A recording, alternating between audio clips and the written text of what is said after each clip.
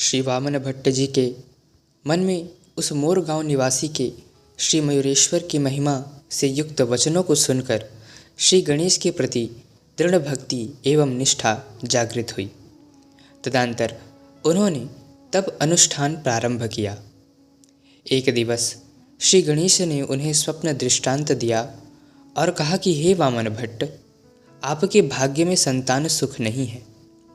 इस स्वप्न दृष्टांत से वामन भट्ट जी के मन में निराशा छा गई, किंतु उन्होंने श्री मयूरेश्वर से कहा कि मेरे भाग्य में संतान सुख नहीं है और भाग्य हमारे पूर्व कर्म से निर्मित होता है, किंतु यदि पूर्व जन्मकृत पाप साधना करके नष्ट किया जा सकता है तो मैं बिना निराश हुए पुनः श्री मयूरेश्वर को प्रसन्न करूँगा। श्री वामन भट्ट जी ने पुनः अपनी तपस्या को प्रारंभ किया।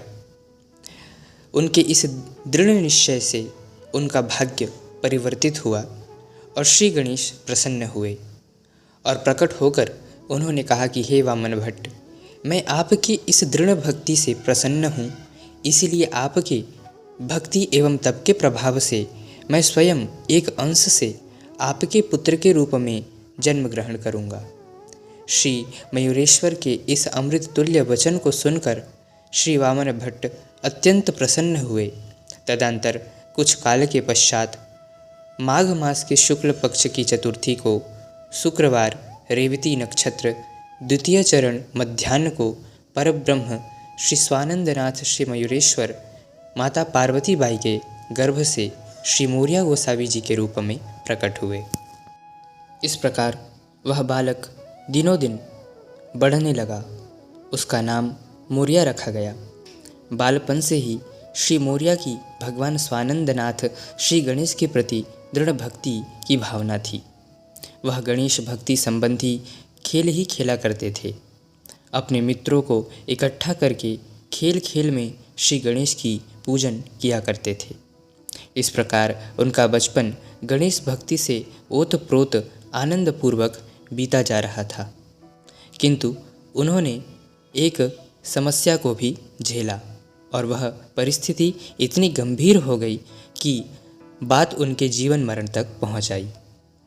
इससे उनके माता पिता को अत्यंत क्लेश उत्पन्न हुआ और आर्त भाव से उन्होंने श्री गणेश से अपने पुत्र के जीवन रक्षा हेतु प्रार्थना किया। इसके परिणाम स्वरूप श्री चिंतामणि के कृपा से उनके घर एक गोसावी आया और उन्होंने उसका उपचार किया और वह स्वस्थ हो गए। तदंतर उस गोसावी ने उस बालक के नियति को ज्ञात कर लिया कि भविष्य में यह बालक श्रेष्ठ गणेश भक्त के रूप में उभरकर सभी जनसामान्य जीवों को श्री गणेश के अत्यंत दुर्लभ भक्ति के रस को प्रदान करेगा। और मोरिया के इस दिव्य भविष्य को जानकर प्रसन्न होकर उस गोसावी ने एक पताका एवं ध्वज किया।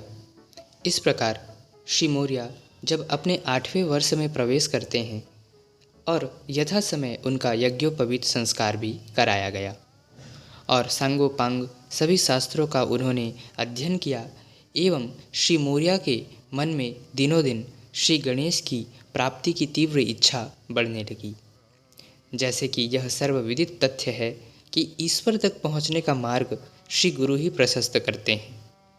इस भाव से श्री मोरिया गोसावी गुरु का अपने जीवन में आने की मार्ग देखने लगे और जब यह इच्छा साधक या भक्त के मन में आ जाती है, गुरु एवं इष्ट की प्राप्ति हेतु भक्त जब व्याकुल हो जाता है तो यह समझना चाहिए कि अब भगवत प्राप्ति का मार्ग शीघ्र ही प्रशस्त होने वाला है। और श्री मोरिया गोसावी जी के साथ भी ऐसा ही घटित हुआ। श्री मयूरेश्वर की कृपा से आदि गणेश श्री क्षेत्र श्री मोर गांव में परम गणपत्य श्री योगीराज श्री नयन भारती का आगमन हुआ। उनकी भेंट श्री मोरिया गोसावी जी से हुई और उन्हें देखकर श्री नयन भारती महाराज ने भी यह ज्ञात कर लिया कि यह बालक दिव्य है। उन्होंने उनके अधिकार को ज्ञात कर लिया और उन्हें दीक्षा प्रदान किया और दीक्षा प्राप्त करके श्री मोरिया गोसावी जी कृतार्थ हुए और श्री नयन भारती महाराज ने उन्हें श्री क्षेत्र थेऊर जाकर भगवान श्री चिंतामणि की पूजा एवं सेवा करने की आज्ञा प्रदान किया। तदंतर श्री मौर्य गोसावी जी ने गुरु श्री नयन भारती जी से पूछा कि हे गुरुवर, हमारी भेंट पुनः कैसे होगी? तब उन्होंने कहा कि तुम मन से मुझे याद कर लेना और सदैव श्री स्वानंदेश परमात्मा के ध्यान एवं उनकी भक्ति में सदैव तत्पर रहना।